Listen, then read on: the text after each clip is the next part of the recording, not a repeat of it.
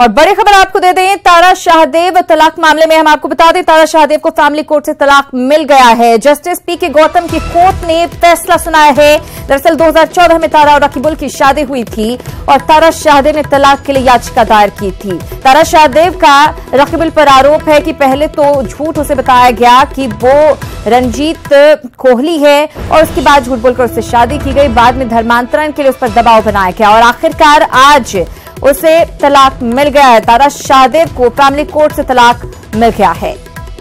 नीरज हमारे साथ जुड़ गए ज्यादा जानकारी के साथ। नीरज, जिस बात की उम्मीद की जा रही थी, आखिरकार तारा शाहदेव को रकीबुल से तलाक मिल गया है फैमिली कोर्ट से। जी, आखिरकार दोनों को 4 साल से लड़ रही लड़ाई के बाद फैमिली कोर्ट से तलाक मिला और दोनों तारा शाहदेव और रकीबुल की राह अलग अलग हो गई है।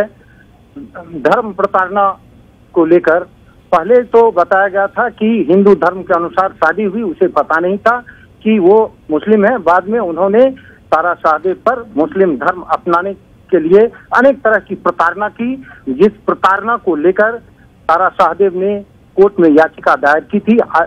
कोर्ट में सुनवाई 24 मई को पूरी कर ली गई थी। सुनवाई के दौरान उसके द्वारा बताया गया था कि किस किस तरीके से उसे प्रताड़ित किया जाता है। कभी कुत्ते से कटवाया जाता था, कभी जो है शो आग से जलाया जाता था, कई दिनों तक खाना नहीं दिए जाते थे।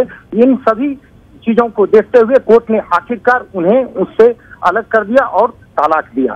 बिल्कुल नीरज, आपसे ये जानना चाहेंगे कि तारा शाहदेव को तलाक तो मिल गया है, दोनों की राहें अलग हो गई हैं, लेकिन क्या जो तमाम आरोप तारा शाहदेव की तरफ से रकीबुल पर लगाए गए, क्या उन आरोपों पर किसी तरह की उस पर कार्रवाई होगी? क्या किसी तरह की सजा की मांग तारा की तरफ से की गई है या फिर रकीबुल अब अपने अलग रास्ते पर चला जाएगा, उसे किसी तरह की और सजा नहीं होगी?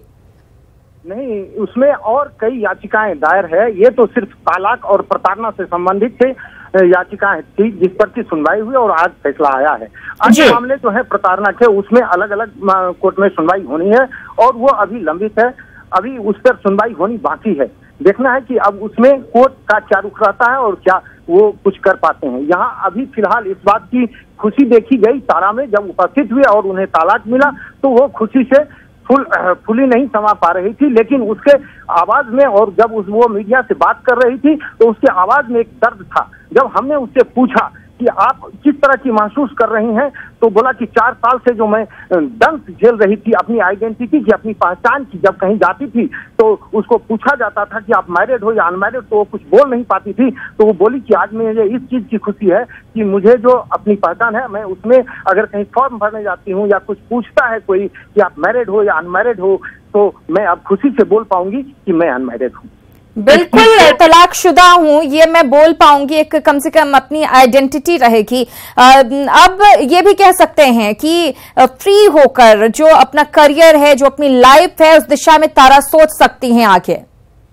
क्योंकि तारा जो है सो राष्ट्रीय स्तर की एथल शूटर है, उसकी एक अलग पहचान है, उसके देश विदेश में पहचान है, वो अपनी देश का प्रतिनिधित्व करती हैं और इतनी बड़ी चेहरे अगर कहीं जाती हैं और कुछ इस तरह की प्रश्न पूछे जाते हैं और उससे आहत होती है तो उसके मनोभाव पर एक अलग मतलब प्रतिक्रिया होती है और वो जो देखी जाती थी उससे आज निजात मिली है और उसी से खुशी मिली है और उनके आवाज में एक अन्य तरह की खुशियां दिखी जो कि वो देखते ही बनता था। बिल्कुल नीरज, शुक्रिया इस जानकारी के लिए। कहीं ना कहीं अब तारा के लिए बहुत ही खुशी की वजह है। एक मेंटल ट्रॉमा से जूझ रही थी पिछले 4 साल से, उसका अंत हो गया है। रकीबुल से राहें उनकी अलग हो गई हैं। खूंटी से बड़ी खबर मिल रही है। खूंटी पुलिस ने बड़ी कार्रवाई करते हुए आरोपी यूसुफ पूर्ति के घर पर कुर्की जब्ती की है। हम आपको बता दें, पत्थलगड़ी का मास्टरमाइंड है यूसुफ पूर्ति और उसके घर पर ही कुर्की जब्ती की गई है। घर से कई किताब और अन्य सामान जब्त किए गए हैं। पत्थलगड़ी समर्थकों में इस कुर्की जब्ती से हड़कंप मचा हुआ है। तो आरोपी यूसुफ पूर्ति के घर पर कुर्की जब्ती की है खूंटी पुलिस ने। हम आपको बता दें कि आज भी खूंटी के 3 गांवों में पत्थलगड़ी का ऐलान किया गया है और इस मौके पर पुलिस मुस्तैद नजर आ रही है। इसी मौके पर यूसुफ पूर्ति के घर पर कुर्की जब्ती की गई है।